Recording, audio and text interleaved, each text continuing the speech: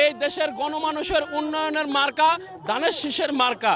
আলহামদুলিল্লাহ রাব্বিল আলামিন, আমরা শুকরিয়া জানাচ্ছি মহান রব্বুল আলামিনের দরবারে, যার দয়ায় এই বাংলাদেশে একটি ফ্যাসিবাদী সরকারের পতন হয়েছে এবং ছাত্র জনতার গণ অভ্যুত্থানের মধ্য দিয়ে এই রাষ্ট্র থেকে যারা ভোটের অধিকার ছিনিয়ে নিয়েছিল তাদেরকে মানুষ বিতাড়িত করেছে।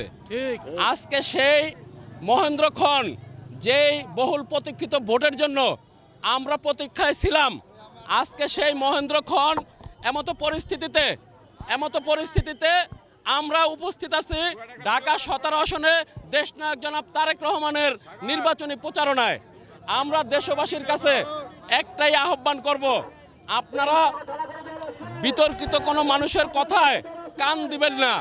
এই দেশের গণমানুষের উন্নয়নের মার্কা ধানের শীষের মার্কা। আগামীতে সংসদে ধানের শীষের রাষ্ট্র গঠন করতে পারলে এই বাংলাদেশের সাধারণ জনগণের জন্য বিএনপি তথা জিয়াউর রহমানের দল, দেশনেত্রী বেগম খালেদা জিয়ার দল, আজকের আমাদের নেতা দেশনায়ক জনাব তারেক রহমানের সংগঠন জাতীয়তাবাদী দল বিএনপি দেশ মানুষের কল্যাণে আগামী দিনে কাজ করবে, আমরা এই আশাবাদ ব্যক্ত করি।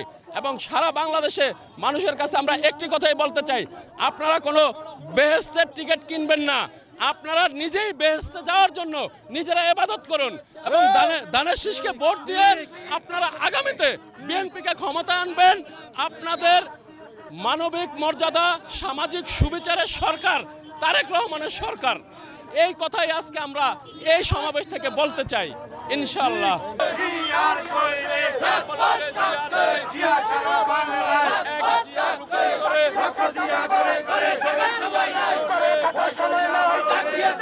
ভাই